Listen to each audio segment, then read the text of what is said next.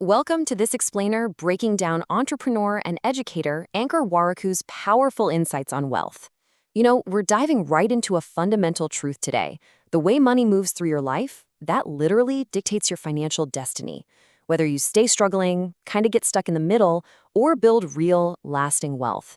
It really all comes down to the exact path your money takes. So I want you to do a quick mental auto with me right now. Think about your last paycheck. Is that money actively building wealth for you in the background while you go about your day? Or is it just buying an illusion of success to show off to the world? Really be totally honest with yourself as we unpack this. Okay, let's dive into this. Here is our roadmap for today. 1.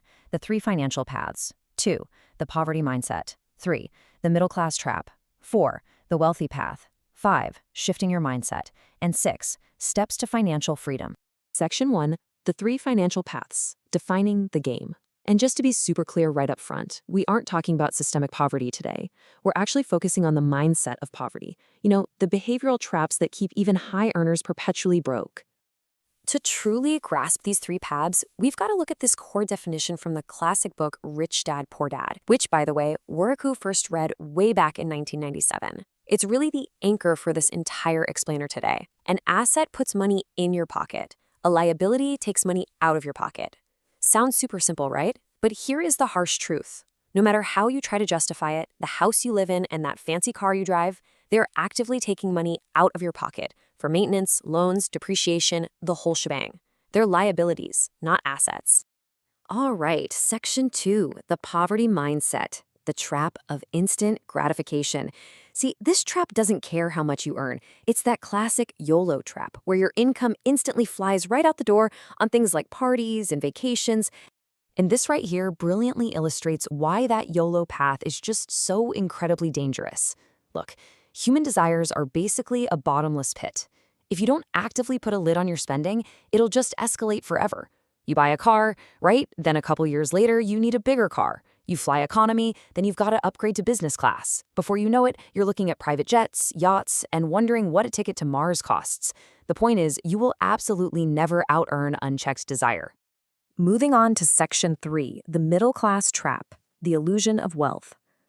I want you to pay close attention here because this is easily the most common path of all, and frankly, it is a total mirage.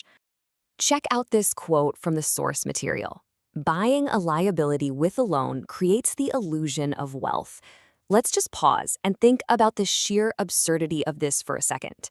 You take out a loan, meaning you are literally paying banks extra money and interest just to buy depreciating stuff like expensive cars or gadgets, entirely for societal status. You are literally paying a premium to look richer to total strangers while simultaneously making yourself poorer. It's crazy. This comparison just perfectly captures the whole trap. To the outside world, society sees the breezy Instagram vacations, the big house, the shiny new Mercedes. They look at all that and think, wow, they made it, they're wealthy. But the hidden reality behind closed doors, usually a serious mountain of EMIs, credit card debt, and depreciating liabilities. On the flip side, true assets, things like dividend stocks or rental properties, remain completely hidden from society. The real takeaway here, true wealth is silent. It's the illusion of wealth that's screaming for attention. And honestly, it is dangerously easy to fall into this.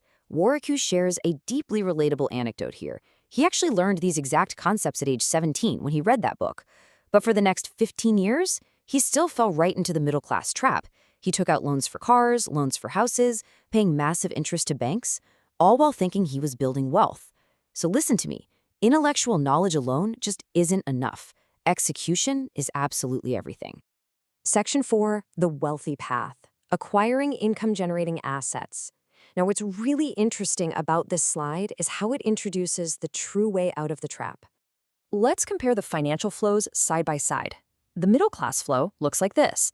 Income comes in, buys a liability on a loan, and boom, it becomes a massive ongoing expense. But look at the wealthy flow. Income comes in, and it goes straight into an asset. Then that asset generates more income, which buys more assets. Only much, much later, using the overflowing cash from those assets, do the wealthy finally buy their luxury items. The absolute game changer here is funneling your money to assets first. So how do we actually do this in real life? Well, here are some concrete examples straight from Wariku's playbook. a debt-free rental property that pays you steady monthly income, dividend-paying stocks, maybe a side business or a website that brings in ad revenue. It could be a published book earning royalties, or even a monetized video paying out ad revenue for years down the line. These are the engines that keep putting money right back into your pocket while you're fast asleep. But you might be wondering, does shifting to this asset-first, no-loan lifestyle actually work in the real world? Yes, for sure. By radically changing his approach, automating his investments, and just flat-out refusing to take on consumer debt for things like cars, Waraku built a massive corpus of 21 crore rupees. To put that in perspective, that is 210 million rupees. It's powerful, undeniable proof that choosing strict discipline over societal status pays off exponentially. Section 5, shifting your financial mindset, breaking the cycle. Because let's face it, to actually execute this stuff, you need a fundamental upgrade in your daily thinking. First up, you've got to start thinking like an investor, always hunting for opportunities to multiply your money, rather than thinking like an employee who's just waiting around for the next paycheck. Second, play the 20-year game. Overnight wealth is pretty much a complete myth. Third, surround yourself with an elevating network. Seriously, it might be time to ditch the friends who are constantly pressuring you to blow your cash on expensive weekend outings. And fourth, apply financial intelligence. This is crucial. It's the difference between merely knowing what a mutual fund is and actually having the smarts to know which one to pick, why it works, and when to adjust it. All right, Section 6, Steps to Financial Freedom, the Actionable Blueprint. We've got the theory down, now let's talk about how you can start executing today. So the crucial point is this: you simply cannot fix what you do not measure. Step 1 is to download your bank statements daily. Literally look at every single rupee leaving your account. Step 2, aggressively categorize every outflow. You need to ask yourself, is this a basic need, a depreciating liability, or an actual asset? And step 3, automate at least 10% of your income straight into investments the very second you get paid. You've got to make your wealth building completely non-negotiable. Ultimately, financial intelligence is all about prioritizing these exact wealth building habits as early in life as humanly possible.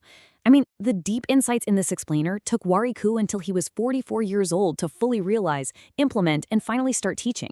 But if you can learn and apply this stuff in your 20s or 30s, the compounding effect on the rest of your life is going to be absolutely staggering. I want to leave you with this final, provocative thought. You have a choice. When that next paycheck hits your account, which of the 3 paths will your money take? Will it instantly vanish on short-term desires? Will it buy a depreciating illusion just to impress some strangers? Or will you use it to buy an asset that eventually sets you free? The choice, and ultimately your entire financial destiny, is completely up to you.